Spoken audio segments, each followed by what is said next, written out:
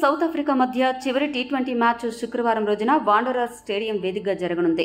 ఇప్పటికే ఈ సిరీస్లో 2 విజయాలు సాధించి 2-1తో ఆధిక్యంలో ఉన్న టీమిండియా ఈ మ్యాచ్లో కూడా గెలిచి సిరీస్ కైవసం చేసుకోవాలని చూస్తుండగా, మరోవైపు దక్షిణాఫ్రికా జట్టు ఈ మ్యాచ్లో గెలిచి సిరీస్ సమం చేయాలని ప్రణాళికలు రచిస్తోంది.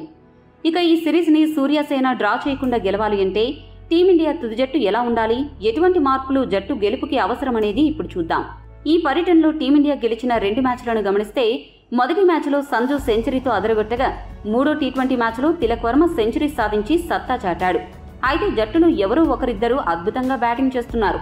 మిగతా వారంతా పేలవ బ్యాటింగ్తో చతికిల పడుతున్నారు. ఈ కారణాల వల్ల జట్టు సులభంగా 230కి పైగా పరుగులు చేస్తుంది అనే స్థితి నుండి దిగజారిపోతోంది.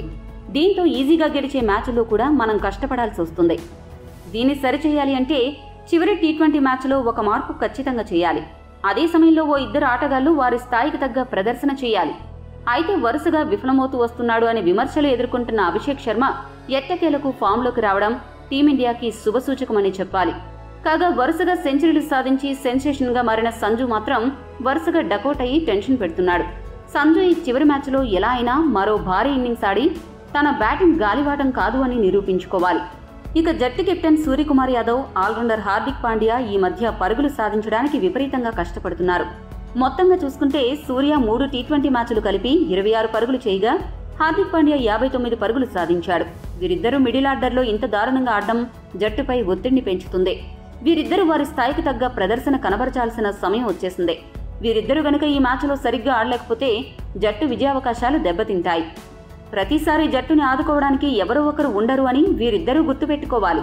చివరిగా జట్టులో చేయాల్సిన మార్పు విషయానికి వస్తే, భారీ హిట్టింగ్ చేసి మ్యాచ్లను ఫినిష్ చేస్తాడు అనే నమ్మకంతో ఫినిషర్గా రింకు సింగ్కి అవకాశం కల్పిస్తే, అతడు హిట్టింగ్ చేయకపోగా బంతులను వృధా చేస్తూ జట్టుని కష్టాల్లో నెట్టేస్తున్నాడు.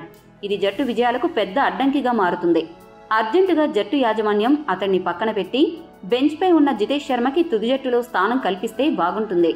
మూడో టీ20 మ్యాచ్లో అరంగేట్రం చేసిన రమణ్దీప్ సింగ్ బాగానే బ్యాటింగ్ చేసి మెప్పించాడు. కాబట్టి జితేష్ శర్మకి చివరి మ్యాచ్లో రింకు సింగ్ స్థానంలో అవకాశం కల్పిస్తే టీమిండియా బ్యాటింగ్ లైనప్ సెట్ అవుతుంది.